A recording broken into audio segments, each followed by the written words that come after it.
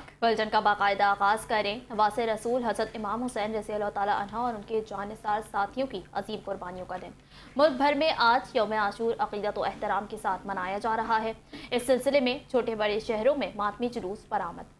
वाक़या करबला के शौदा की याद में कराची, लाहौर, रावलपिंडी, मुल्तान समेत सक्खर, हैदराबाद, मुजफ्फराबाद, पेशावर और कोयटा समेत मुल्क के छोटे बड़े शहरों में मातमी जुलूस निकाले जा रहे हैं।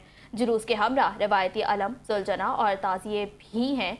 इस दिन की मुनासिबत से खुसूसी मजालिस और दीनी महाफिल मुनक़्क़िद की जा रही हैं, जिनमें उलमाए कराम इमाम हुसैन रज़ी अल्लाह ताला अन्हु के पैगाम और उनकी कुर्बानियों की अहमियत पर रोशनी डाल रहे हैं। कराची में मरकजी जुलूस आज सुबह नश्तर पार्क से निकाला गया। जुलूस से पहले नश्तर पार्क में मरकजी मजलिस हुई। लाहौर में निसार हवेली से बरामद होने वाला शिया जुलजना का मरकजी जुलूस बरामद हुआ, जिसमें हज़ारों की तादाद में अज़ादार शरीक हैं।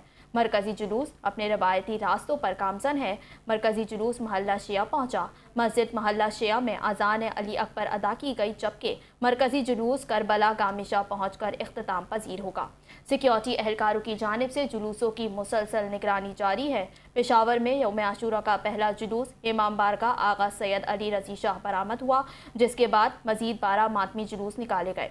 कोयटा में आशूरा का जुलूस इमाम बारगाह हुसैनी सादात सैयदाबाद अलमदार रोड से 8:30 बजे बरामद हुआ, जो शाम मगरिबैन के बाद इख्तिताम पजीर होगा।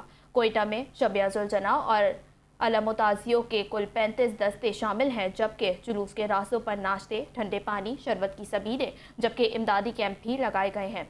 यौम आशूर की मुनासिबत से मुल्क भर में सिक्योरिटी के सख्त इंतजाम किए गए हैं। तमाम अहम शहरों में पुलिस और रेंजर्स की भारी नफरी तैनात की गई है।